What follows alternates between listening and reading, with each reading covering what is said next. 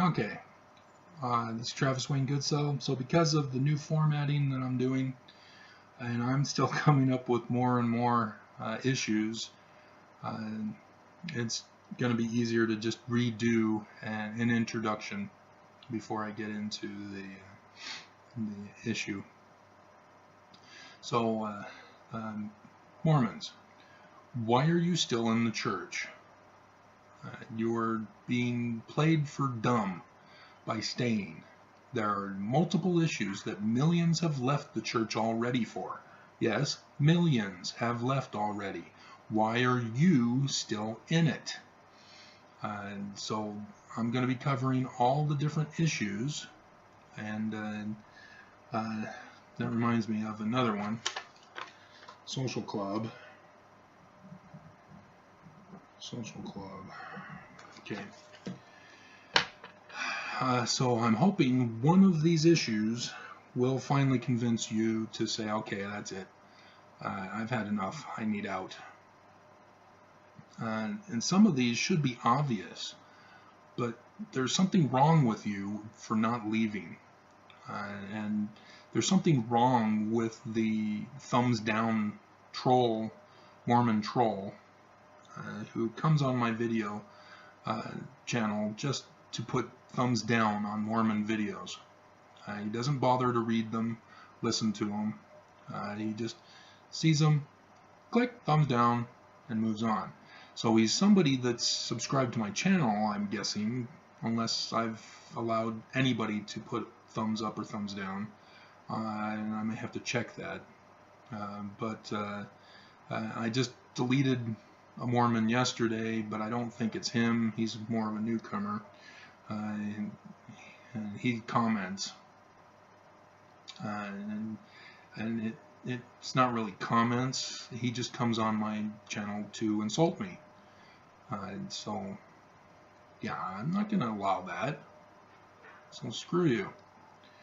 If you can logically discuss your position, we can discuss it. But if you're just going to trash talk and insult, that's not a debate. That's not an argument. That's hatred. So, yeah, these are issues that Mormons need to leave the church for, but I'm trying to figure out which one will get all the remaining members to finally say, we're out. So here we go. It's a wild and bumpy ride, and we're looking at 24 so far. So we'll see how this goes.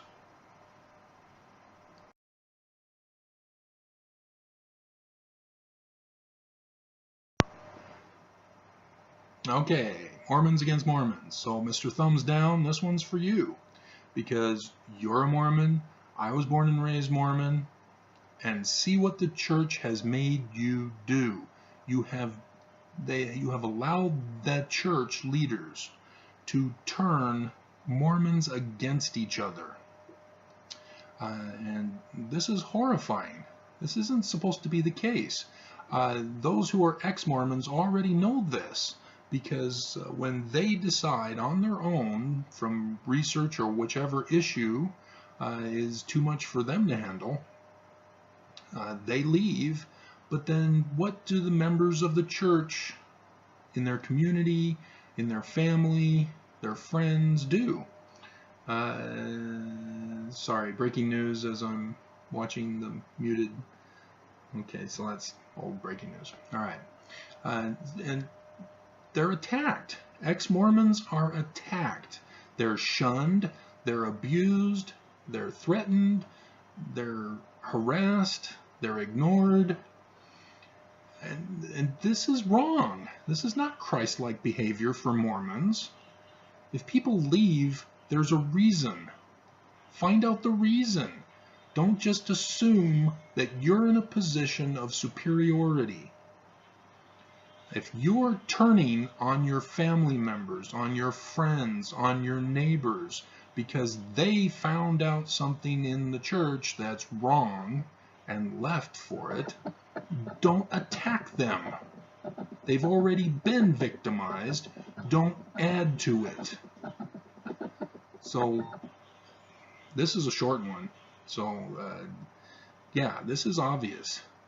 If people leave, find out why. That would be the smart thing to do, rather than go to church and gossip among other Mormons who are staying and say, whatever happened to so-and-so? Oh, I heard he left because he stopped reading his scriptures. Come on, cut it out. Don't let the church turn Mormons against Mormons, or former Mormons. And it goes within the church as well, where you have neighborhoods where the bishop selects people in leadership position who are his loyal friends, rather than inspired to put people in the position that will do the best for their ward. You know, again, you're inciting animosity in your ward when you do that. For example, if I had any interest in power in the church, I should be furious with the Utah church not placing me in positions of power, because I am well educated in Mormon doctrine and scriptures and ancient history of the Middle East, and philosophy and all sorts of things. I'm an experienced teacher. I've taught teachers how to teach. But the one thing Utah has not let me come close to being in a position for is that of church leadership. The Mormons don't want anything to do with me in leadership, and they keep me in low-level positions. You know, I'm the kind of guy that they say, oh, will you give our prayer?